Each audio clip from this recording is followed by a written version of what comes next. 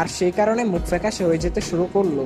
আর অতিরিক্ত গেম খেলার কারণে মাঝে মধ্যে সোহানের চোখ দিয়ে পানি পড়া, মাথা ব্যথা, চোখে কম দেখা, আরো বিভিন্ন ধরনের মানসিক সমস্যার সৃষ্টি হতে লাগলো। সোহান এই সব কিছু বুঝতে পেরেও কাউকে কিছুই বলতো না। তোমরা আগে হয়তো জেনেছো, সোহান একজন মেধাবী ছাত্র ছিল।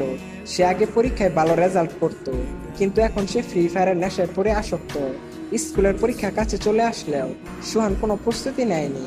তার মন পড়াশোনা থেকে সরিয়ে গেমের দিকে চলে গেছে। এরপর কিছুদিন পর যখন পরীক্ষার রেজাল্ট আসে, তখন সোহানের রেজাল্ট আসলো ফেল। শিক্ষক ডাকলেন তার মা বাবাকে আর বললেন, আপনার ছেলে এখন আর পড়াশোনায় মনোযোগ দিচ্ছে না, সারাক্ষণ ক্লান্ত, মনোযোগহীন। আপনার ছেলের দিকে একটু খেয়াল রাখুন। সোহানের বাবা তার ছেলের এইরকম রেজাল্ট দেখে অনেকটাই হতাশ হয়ে যায়। এরপর সোহানের বাবা তার ছেলের হাত থেকে মোবাইলটি নিয়ে বলল, আজকে থেকে তোর মোবাইল টিপা একদম বন্ধ। সোহান তার বাবাকে বলল, এটা কখনোই সম্ভব না। এরপর সোহান উল্টা তার বাবার হাত থেকে মোবাইলটি নিয়ে তার রুমের মধ্যে গিয়ে দরজা লাগিয়ে দিল। যেই সোহান এক সময় তার মা বাবাকে সম্মান করত, শ্রদ্ধা করত, সেই সোহান এই গেমের নেশায় পড়ে তার বাবার সাথে এইরকম একটা ব্যবহার করলো। সোহানের বাবা তার ছেলের এইরকম আচরণ দেখেও কিছুই বলল না, কারণ সোহানের বাবা তার ছেলেকে অনেক বেশি ভালোবাসতো। কিন্তু সোহানের এইরকম আচরণ দেখে সোহানের বাবার কষ্টে বুকটা ফেটে যাচ্ছিল। বস, এটা তো মাত্র শুরু। সোহান গেমের আসক্তিতে পড়ে এমন কিছু কাজ করে যেটা তোমরা কল্পনাই করতে পারবে না। এরপর থেকেই সোহান স্কুলে যাওয়া বন্ধ করে দিল।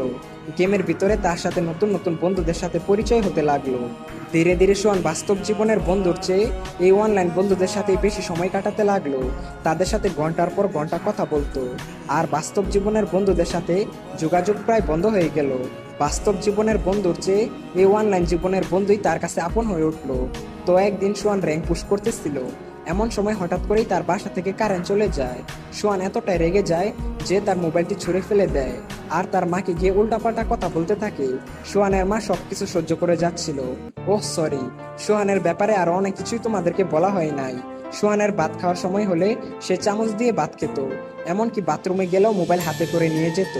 বাইরে ভাই, বুঝতে পারছো গেমের প্রতি কতটা আসক্ত হয়ে গেলে মানুষ এই সব কাজ করতে পারে। তখনও সোহান ডায়মন্ড কেনার বিষয়ে তেমন কিছু জানতো না। কিন্তু একদিন গেম খেলার সময় সোহানের পরিচয় হলো একজন রহস্যময় ছেলের সাথে, যার নাম ছিল হান্টার এক্স। তার কাছে ছিল সিজন 1 এবং হিপ হপ বান্ডিল। সেই গেমের মধ্যে খুবই ধনী এবং জনপ্রিয় প্লেয়ার ছিল। তো সোহান হান্টার এক্সকে জিজ্ঞেস করলো, ভাই, আপনার কাছে এত পুরাতন বান্ডিল কিভাবে আসলো? তখন হান্টার এক্স বলল, এই সব ডায়মন্ড দিয়ে কিনেছি। সোহান বলল, ডায়মন্ড কি ভাই? এরপর হান্টার এক্স বলল, গেমের মধ্যে টাকা খরচ করে ডায়মন্ড কিনতে হয়, তারপর ডায়মন্ড দিয়ে এইসব বান্ডিল পাওয়া যায়। সোহান বলল, ও আচ্ছা, এই ব্যাপার। তাহলে গাইস, সোহান এখন কি করবে? সে কি তার বাবা মায়ের কাছ থেকে টাকা চুরি করে ডায়মন্ড কিনবে? আর হান্টার এক্স আসলে কে? সামনে কি হতে চলেছে? এই সমস্ত কিছু জানতে হলে চ্যানেলটা লাইক এবং সাবস্ক্রাইব করে পার্ট 2 লিখে কমেন্ট করো।